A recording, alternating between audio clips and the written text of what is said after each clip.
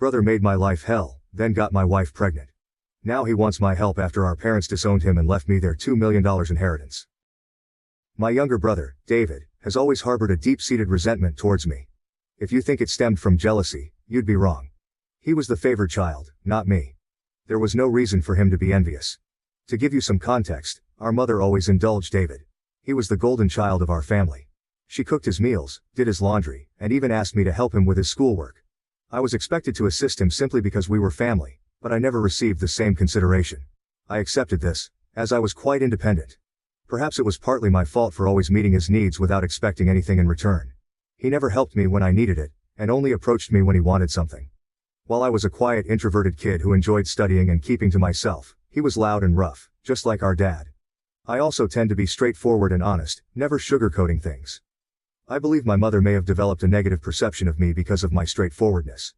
This favoritism made David the family's darling, and I didn't mind it while we were growing up. However, problems began when he started bullying and mocking me for being different from him. He would tease me about my height and the fact that I wore glasses. He would sneak into my room, read my diary, and then complain to my mom about what I had written. When I yelled at him and complained to our parents about him invading my privacy, they would laugh it off, saying it wasn't a big deal. He did more awful things, like nearly breaking my glasses and putting nasty things in my food. He even once put little stones in my cereal, but luckily, I found them before they could damage my teeth. When I told my mom, she dismissed it, saying this is how brothers bond. Whenever we fought, David would zero in on my insecurities to insult me. We went to the same school, so he knew I was being bullied by a few kids. Instead of supporting me, he sided with the bullies, calling me names like ugly loser or hairy monkey, and encouraging them to physically harm me, saying I was just a big failure. Another time, during a fight over something trivial that I can't even remember, he told me to kill myself. While I could easily brush off most insults, that one really hurt because I was struggling with my mental health at the time. I'm doing better now, but it was devastating to hear that my own brother wanted me dead. Since Dad was often at work and Mom didn't seem to care much, she even scolded me once, claiming it was my fault for irritating him. Things progressively worsened. During high school, there was a shocking incident when David attempted to set my hair on fire, and unbelievably, our mother defended him, claiming he was merely playing. Seriously, who behaves like that? Thankfully, my dad eventually sided with me and pointed out the gravity of the situation. He even threatened to call the police on David. This moment was a real eye-opener for my brother, as he had never faced any consequences for his actions before. He was genuinely stunned, and my dad made it clear that enough was enough and that David needed to start respecting his older brother. Later, Dad came into my room to talk. I never expected his support because he always told David how similar they were, which was true. Dad admitted that he had waited for years, hoping David would mature, but he was slowly realizing that David was becoming a big bully. Hearing this from my dad was incredibly validating, and I almost broke down in tears. I confessed everything David had done to me over the years and even mentioned the bullying at school. My dad was shocked at how much I had endured. The next day, he spoke to the principal to ensure the bullies were warned about severe consequences if they continued. Later that evening, Dad enrolled me in MMA at our local gym, telling me I needed to man up and stand up to bullies in my life. I admit that a nerdy kid like me trying to learn to fight might have seemed laughable, but I was very focused. I managed my time well to balance my studies and daily workouts, and the MMA classes completely changed my life and physique. One day, David was up to his antics again. He stole my pocket money, which we received for helping with chores. I had been saving it for a while. David sneaked into my room and took it. I caught him just as he was about to cycle off with his friends. I demanded he return my money, but David mocked me, saying all I could do was run to Daddy for help. I don't know what came over me, but I punched him in the face. He was stunned, fell backward, and I retrieved my money from his pocket before throwing him back down. David started crying loudly, which was quite comical. However, my mother rushed out to help him and find out what happened. When she learned I had fought him, she was surprised and reprimanded me, saying I should be a better role model for David, who seemed to enjoy seeing me scolded. My mother also complained to my dad about my behavior, saying I needed to be controlled. My dad grimly asked both of us to explain ourselves. I told him how David had stolen the money I had worked hard for and saved, while David tried to justify it by saying he needed the money for a date, and that as his brother, I should help him. However, Dad told David he was lucky I only punched him for stealing because anyone else would have called the police. He continued to tell David that he had no right to take others' things without their consent. David didn't like that and threw a tantrum, likely hoping our mother would side with him, but Dad remained firm. When David realized he wasn't going to be punished for being hit, he screamed how much he hated me and ran back to his room, locking himself in. Following that incident, David began to distance himself from me. He had finally understood that he couldn't bully me anymore, and that even Dad had stopped supporting his antics. For the first time in a long while, I felt like we were equals.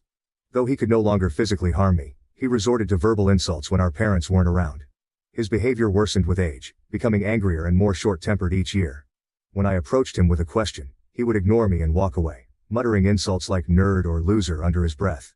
If he needed to communicate something, he would relay it through our mother instead of speaking to me directly.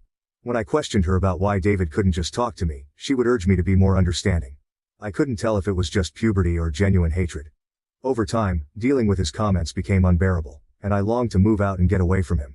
I repeatedly asked my mother to mediate a sit-down conversation for us to resolve our issues, but she always refused, saying she didn't want to get involved.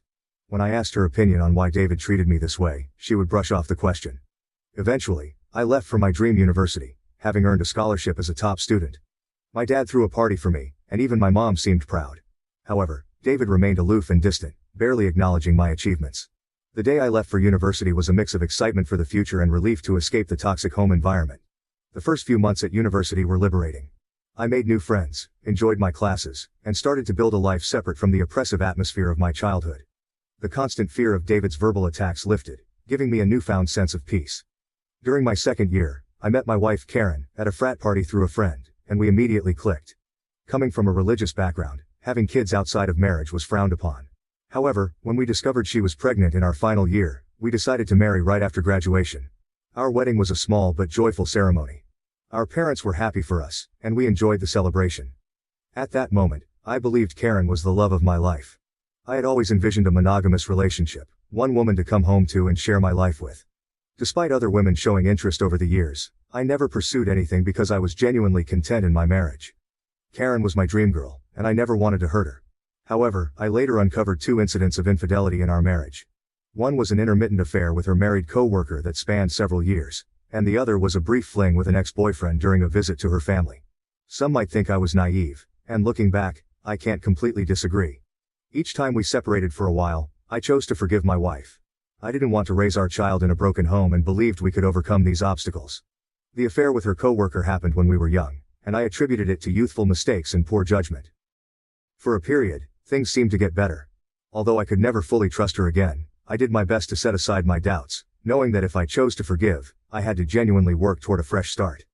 It's been 4 years since her second betrayal, and I felt confident in my decision to give her another chance. Karen seemed to have changed, and we were genuinely happy, planning our family's future. However, 3 months ago, my world was shattered once more when she revealed that she had been having a long-term affair and suggested that our son might not be mine. Her words struck me like a ton of bricks. A mix of shock, betrayal, and disbelief overwhelmed me. I struggled to comprehend the enormity of her confession. In a daze, I managed to ask why she had kept such a significant secret and how she could have done something so devastating. Her reaction was cold and indifferent, as if she were detached from the pain she caused. Her vague responses left me with more questions than answers. It was a surreal and painful moment, confronting the shattered trust and uncertainty about my own family. I continued to press Karen for the truth because I felt I deserved to know the father of the child I had been raising since birth. Ultimately, she admitted it was David. My eyes widened in shock as I asked Karen what she meant. She explained that she and David had become friends when I introduced her to my family, and she stayed with us from Thanksgiving until New Year's. David, usually cold to me, was warm and polite towards her, which made me glad because I didn't want Karen to feel unwelcome. Karen wanted to be accepted into my family, so she spent significant time with my mom whenever possible. She noticed the rift between David and me and questioned me about it. I opened up about our strained relationship and explained that we might never repair it due to his unresolved feelings. Karen understood but started including David in our outings, hoping it would help us bond. Whenever we planned to watch a movie, she invited David, and we watched whatever he chose. During this time, David and I exchanged a few words, which was an improvement compared to his usual silent treatment. I remember Karen and David hanging out and playing video games together, but I never thought much of it. Karen told me that one day, David opened up to her about his struggles and a recent breakup. Feeling vulnerable, he struck up a friendship with her. She mentioned that he would harmlessly flirt with her when I wasn't around, and eventually, things escalated beyond her control. The vision of my wife and brother sleeping together made me feel sick. Karen confessed that she felt guilty afterward and left him, which matched her abrupt decision to go home instead of spending New Year's with me. Although I tried to convince her to stay, she was adamant about leaving. When we met back at college after the holidays, she was her usual cheerful self, so I didn't question anything. 2 weeks later, we found out she was pregnant. Karen admitted she didn't know if the child was mine or David's, and with no way to prove it, she chose to stay with me, knowing I was the more dependable brother. This was why we got married. My world felt like it was crashing down. The son I loved might not even be mine. I asked Karen if she had been sleeping with David recently, and she slowly nodded. She revealed that they had always stayed in touch because their chemistry was undeniable. They would sneak off to hotels, lying to me about working overtime. She admitted that half of her business trips were actually romantic getaways with him. I asked why she married me if she wanted my brother, and Karen said she didn't want to be the one to break off the marriage. She saw me as a wonderful father to our son and decided to stay. In her words, she made a mistake and didn't know when to stop. I told Karen I was glad she told me the truth but that I was going to pack up and leave. She started crying, asking for forgiveness, and expected me to yell at her. Instead, I calmly packed my clothes. Karen insisted that if I loved her, I should fight for her and that mistakes happen in every marriage. When she realized I wasn't going to do anything, she changed tactics, saying our son would be affected by a divorce and that children shouldn't be raised in broken homes. I reminded her that I might not even be the father, which made her cry more and accuse me of being cruel. It seemed like she believed nothing could make me want to leave the marriage. Perhaps it was partly my fault for letting things slide in the past. While I did love her, it felt more like it stemmed from thinking we had a son together and had been together since college. Karen kept insisting it wasn't too late to fix things, but I struggled to believe her and had no patience left. Trust was a major issue, and her words felt hollow. Even if I forgave her, I could never forget she slept with my brother. I've always believed in forgiving mistakes because we're all flawed, but this was beyond acceptable limits. I left her crying on the doorstep and checked into a hotel. The next day, I went straight to my parents and revealed everything about my wife's affair with David, explaining how they had been secretly sleeping together for years. The shock on their faces was undeniable. True to her nature, my mother initially tried to defend David, insisting that her boy could never do such a thing to his own brother. Determined to expose the truth, I asked my parents to remain silent and let me call David in front of them. I instructed them to stay quiet so I could catch David off guard, making him believe it was a private conversation. When David answered the phone, I confronted him about the affair. At first he vehemently denied it, refusing to accept any responsibility. However, when I told him that Karen had admitted to everything, he started blaming her, calling her characterless. He claimed it wasn't his fault if women were attracted to him and that he was the better-looking brother. I told him firmly that I would expose him to everyone. When David mocked me, saying no one would believe me because he was the golden child, I scoffed at his arrogance and thanked him for confirming the truth, knowing our parents had heard everything. David went quiet and then spluttered, trying to explain himself and salvage his image. My mother, still in shock, demanded an explanation from David. He stuttered through a feeble attempt to justify his actions, blaming everyone else but himself and desperately trying to shift the blame onto Karen. I could see my mother, who had once been protective of her favored son, now felt a mix of disappointment and anger. In that charged moment, I felt a strange sense of vindication. For years, I had endured David's torment.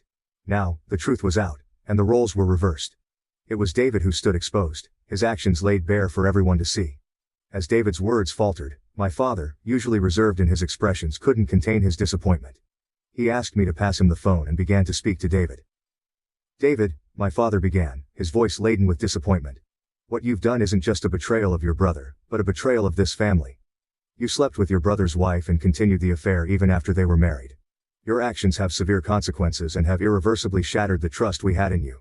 I raised both of you to value family, loyalty, and decency. What you've shown today defies everything I've tried to teach you. He paused, letting the weight of his words sink into David's conscience. Your disregard for your brother's feelings and the lack of respect for his marriage are unacceptable. You've not only hurt him but also torn apart the bonds that hold our family together. Your mother and I are partly to blame for what you've become, but we will no longer tolerate this behavior. From today, you're cut off from the college funds I set up for you. You'll have to figure out how to pay your university fees on your own. I will also stop funding your lifestyle. Do you think it makes you more of a man to sleep with married women? Let's see how you manage without my money. Throughout this, I maintained a composed demeanor. Although I initially wanted to scream at David, watching my dad punish him was the ultimate vindication. I had exposed his true nature, and it was clear he had underestimated the consequences. My mother, despite David's persistent protests, continued to justify him, but my father swiftly ended the call, shutting down David's attempts to explain away his actions. Afterward, my mom approached me and hugged me. It had been a long time since we shared such a moment, but in that embrace, there was an unspoken understanding and support amid the family turmoil. She apologized for not believing me all this time. My 14-year-old self could never have imagined this moment, being vindicated and embraced by my mother. Following this, my dad helped me find a good lawyer to divorce Karen. She and her lawyer tried to fight dirty, asking for alimony since I earned more than her. But her affair played heavily in my favor. We also conducted a paternity test, and it was confirmed that David was indeed the father of the child. The news was incredibly painful, even worse than discovering Karen's infidelity. I was furious that the son I had loved and raised wasn't mine. However, I decided to stay strong. Karen begged me to continue visiting my son, arguing he shouldn't be punished for the situation, but I couldn't bear to see him. He reminded me too much of David, and I hated it. After my divorce was finalized, I felt a sense of freedom wash over me as I moved into my own bachelor pad. It felt surreal to live alone since I had married so young and never really had the chance to experience independence. However, my naturally independent nature allowed me to quickly adapt to my new lifestyle, and I thoroughly enjoyed it. 2 weeks ago, my dad called to tell me he was considering changing his will because he didn't want to leave anything to David. My dad is incredibly stubborn, and once he decided to cut David out of his life, he stuck to it. David tried reaching out to our parents and even showed up at their doorstep, begging for forgiveness, but they refused to let him in. Even my mother, who usually gave in to David's tantrums, seemed done with him, though it must have been hardest for her. David never texted me to apologize for what he had done, showing he didn't regret his actions. He was just upset about being cut off from our parents. Dad told me he planned to leave everything to me, ensuring David wouldn't contest it later. He would leave David only $1. My eyes widened in shock as my dad had worked hard his entire life. Including his assets, retirement fund, and life insurance, the total came to nearly $2 million. The only condition in his will was that if my dad passed away before my mom, she would continue living in their house, even though ownership would transfer to me. I didn't mind this, as I wanted to care for my mom in her final days. Somehow, David found out about this, and, unable to reach our parents, called me yesterday, trying to make amends. He explained how he was struggling with college and that after Karen discovered the paternity of the child, she had been pestering him for child support. He said he had no money and was looking for part-time jobs but couldn't find anything. He begged me to talk to our family to start fresh since he really needed my help. I laughed in his face and told him I was done with him. I reminded him that he should have thought about the consequences before sleeping with my wife and getting her pregnant. David argued that I was being unfair and that Karen was also to blame, to which I agreed. I reminded him that I had divorced her, making her his responsibility now. He shouldn't be calling me to complain about her or the child since these were the consequences of his own actions. David started to raise his voice, but I interrupted, reminding him that he was no longer the favored child in the family but the black sheep who had slept with his own brother's wife. At that moment, David began to cry, telling me how everyone, including our grandparents and relatives, had turned against him. While this was true, it was no longer my concern. I told him we were done and that he should never call me again since I no longer considered him my brother. Since then, I've replayed the conversation in my mind.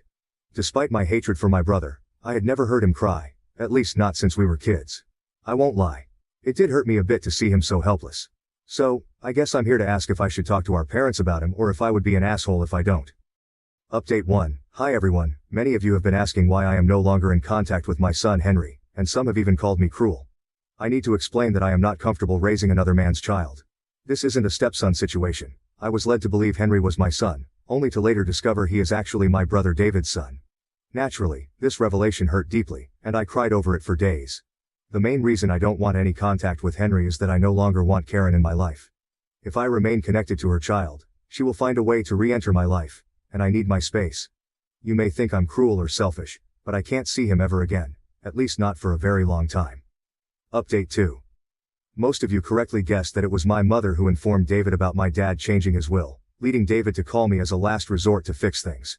I confronted her in front of my dad, and she broke down, saying I had punished David enough and that he had learned his lesson. My dad firmly told my mother that if she believed what David did was forgivable, then he could no longer stay married to her because he could never forgive such a betrayal. This threat silenced my mother. My dad made it clear that if she ever talked with David again and we found out, she could pack her bags and leave. As I mentioned, my dad is very stubborn. Hopefully my mother will learn from her mistakes. Update 3. Reddit. It's been 5 months since my last update. My relationship with my parents has improved over the past few months. My dad and I go golfing every weekend, and he treats me more like a buddy than a son. Although my mother misses David, she has stayed away from him. The last I heard about David was from my cousin, who said David had been asking everyone for money, and eventually had to drop out of college because he couldn't afford the fees. He and Karen are living together, and he has a part-time job as a mechanic. Apparently they are raising Henry together, which is a good thing I guess. I never discuss David with my parents, and they don't bring him up either. For everyone asking, I am doing quite well. I was promoted at my job 2 months ago, so my salary has significantly improved. I haven't been dating anyone as I feel I still need time and space to heal. I've been going to therapy, so we'll see how that works out. Thank you for watching. If you haven't subscribed yet, Please do so and hit the notification bell to stay updated with more shocking real-life stories happening around you.